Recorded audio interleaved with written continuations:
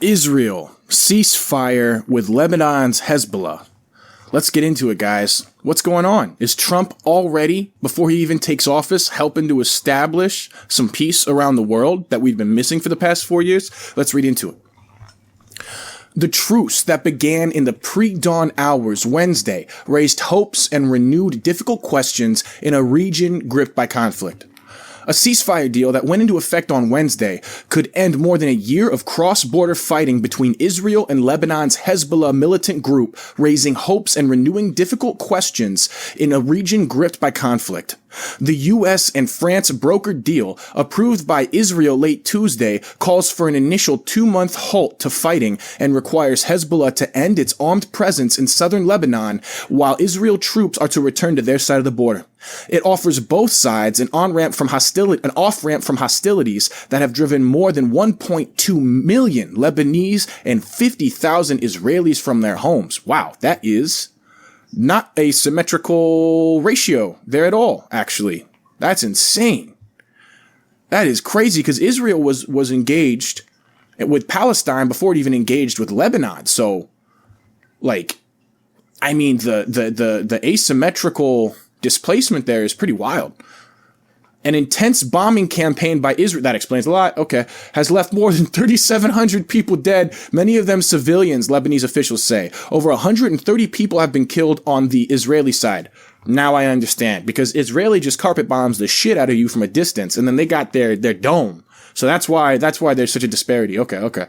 But while it could significantly calm the tensions that have inflamed in the region, the deal does little to directly resolve the much deadlier war that has raged in Gaza since the Hamas attack on southern Israel in October 23rd that killed 1,200 people. Okay, so this is the interesting thing, because Israel's kind of like going to war with everybody in the region, and there's a whole narrative around Iran funding terrorism and terrorist groups, putting pressure on Israel, and then there's the history back to the 7-Day War with fucking the British working with the Rothschild family from that treaty that they had since World War I, and then post World War II they came and they helped clear out a bunch of area to establish Israel, and that's how they ended up with the two-party system. To begin with, Israel actually was originally intended to be a one single state. The Rothschild family and other banking dynasties were actually buying up land to establish Israel through mutual agreements, through actual transactions. But then the people of the area saw what was going on, and then they had a problem with it. That's what led to the resistance, and then that's what led to this whole thing that we saw for 20 years kind of happening in the background during the world wars, where the dynasties that set up Israel were getting support from institutions to help set up the foundations of Israel. And so there's a lot of history there and a lot of tension there. And, there's a whole narrative that we hear on the West. Could be true. I'm not super well versed in that stuff, so I'm not going to pretend like I have the expertise to say what's true and what's not regarding the nuances of those narratives. But I hear in the West often the narrative of Iran funding terrorism all around its neighbors, etc., and putting pressure on Israel, and that's part of the reason why you see Israel kind of going to war with everybody around it and instigating, because it's not really instigation, it's more like defense, right? They're defending themselves against an encroaching threat. That's the narrative. I can't tell you whether or not it's true. But let's keep reading. Hezbollah, which began firing scores of rockets into Israel the following day in support of Hamas, previously said it would keep fighting until there was a stop to the fighting in Gaza. With the new ceasefire, it has backed away from that pledge, in effect leaving Hamas isolated and fighting a war alone. Interesting, though, there's still the Houthis that are over in that strait bombing everybody and their mother, commercial vessels, anyone they think's associated with Israel. So it's not like they're completely alone. And then there is the pressure from the global community, and then there is the International Criminal Court, the ICC, issuing an arrest warrant against Netanyahu. So they might be left alone from a tactical perspective in one sense, just from their neighbors. They're not alone in the broader sense of the narrative that is the war on Gaza, the Israel-Palestine conflict, the Israel-Hamas conflict. Here's what to know about the tentative ceasefire agreement and its potential implications. The terms of the deal. The agreement reportedly calls for a 60-day halt in fighting that would see Israeli troops retreat to their side of the border while requiring Hezbollah to end its armed presence in a broad swath of southern Lebanon. President Joe Biden said Tuesday that the deal is set to take effect 4 a.m. local time on Wednesday. Under the deal, thousands of Lebanese troops and UN peacekeepers are to deploy to the region south of the Litani River. An international panel led by the U.S. would monitor compliance by all sides. Biden said the deal was designed to be a permanent cessation of hostilities.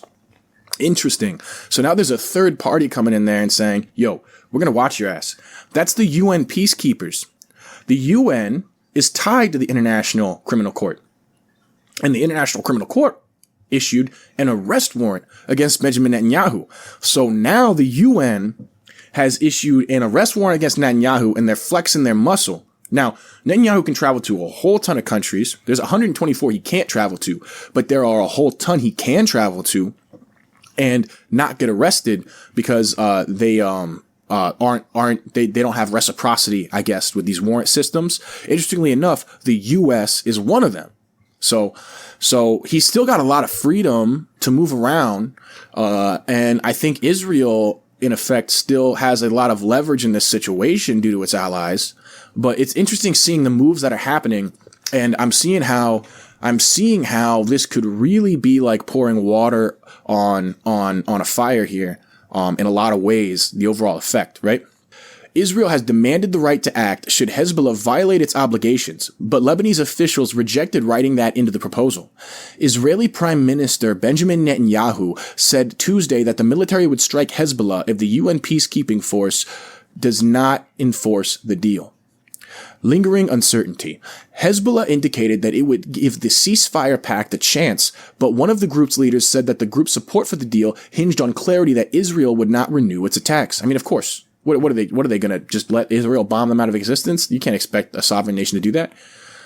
After reviewing the agreement signed by the enemy government, we will see if there's a match between what we stated and what was agreed upon by the Lebanese officials. Mohammed Khatimi, deputy chair of Hezbollah's political council, told the Qatari satellite news network in Al Jazeera. We want an end to the aggression, of course, but not at the expense of sovereignty of the state, said Lebanon. Right, because Israel was saying a couple weeks ago that they need to bring Lebanon under their wing and protect them. Interesting. The European Union's top diplomat, Josep Borrell, said Tuesday that Israel's security concerns had been addressed in the deal, where the fighting has left both sides.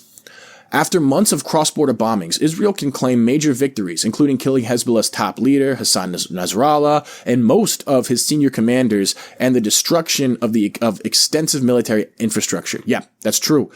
They have knocked out pretty much all of Hezbollah's executive forces, all of their decision makers. They've pretty much knocked out the entire top chain with bombs. It's pretty crazy. I mean, it was at one point one a day. You wake up and you see in the news, oh man, another one dropped.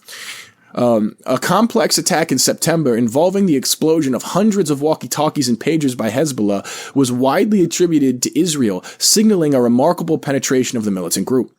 The damage inflicted on Hezbollah has hit not only in its ranks, but the reputation it built by fighting Israel into a stalemate in the 2006 war. Its fighters managed to put up heavy resistance on the ground, slowing Israel's advance while continuing to fire scores of rockets, missiles, and drones across the border each day.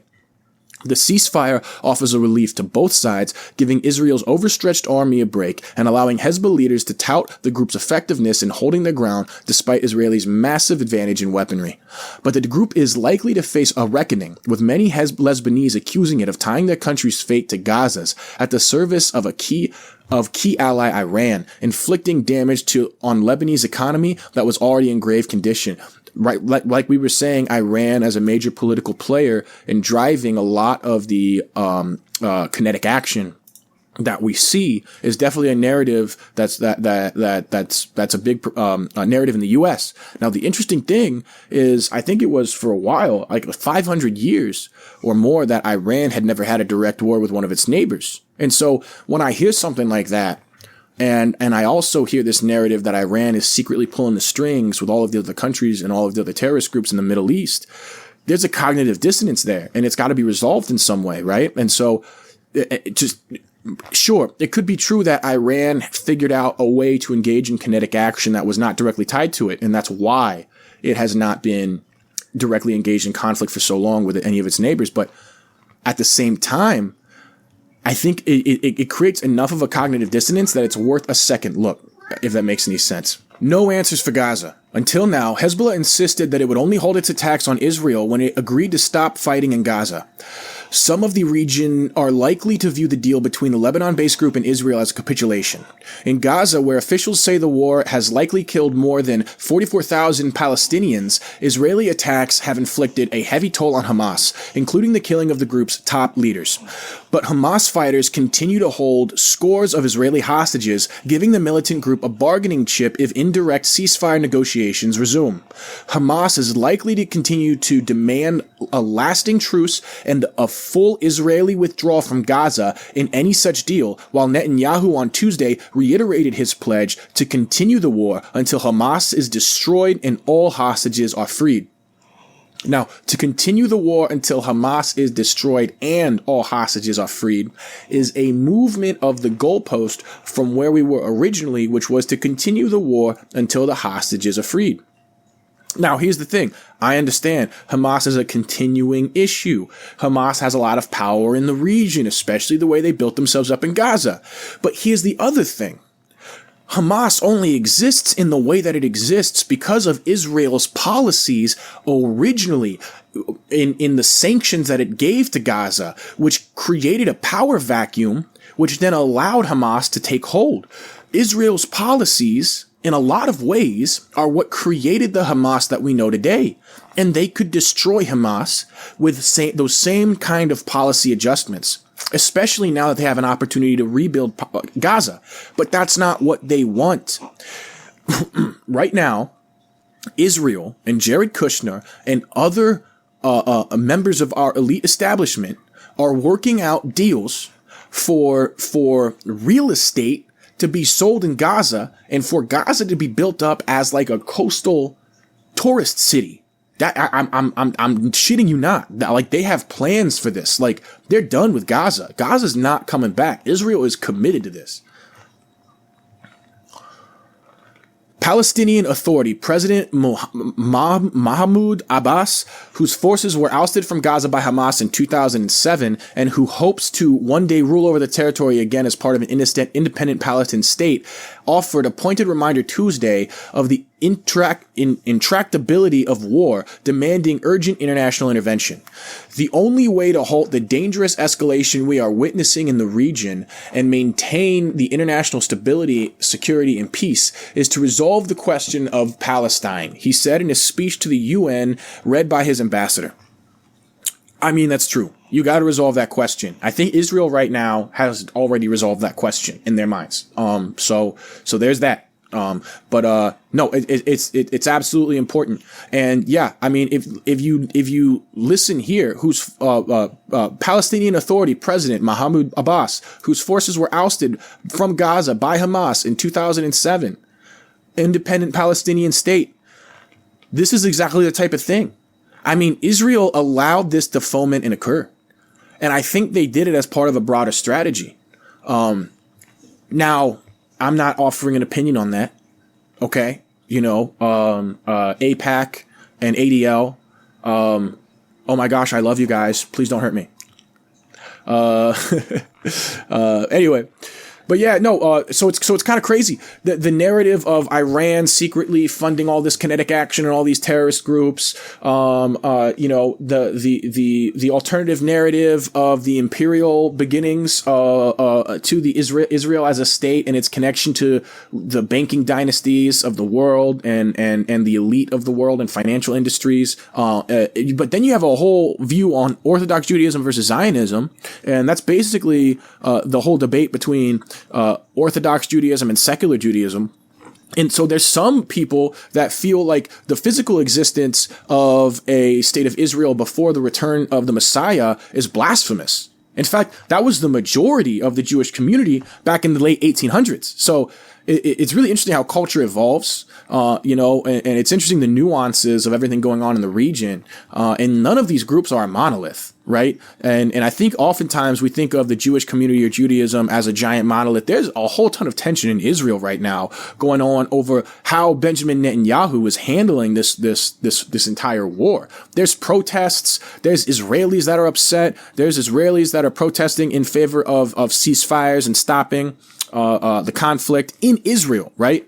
I don't know if they go so far as to protest Free Palestine or anything like that. I think that in the U.S., we've got a lot of foreign actors that are manipulating our cultural zeitgeist. And so I think that's why we end up seeing a lot of those head coverings. You'll see like college kids, like a white ass college kid who's wearing the freaking, looks like, military out in Baghdad, right? From the early 2000s, we're wearing that stuff with it's like a freaking, I forget, it's like a bandana, but way bigger. You know what I mean? It's got a different design on it, but yeah, I think a lot of that stuff you see, the intifada or however they pronounce it or whatever that word is, the global revolution or whatever. I think a lot of that stuff is the byproduct of foreign state actors and foreign intelligence agencies kind of making their way and infiltrating a lot of the stuff we see today.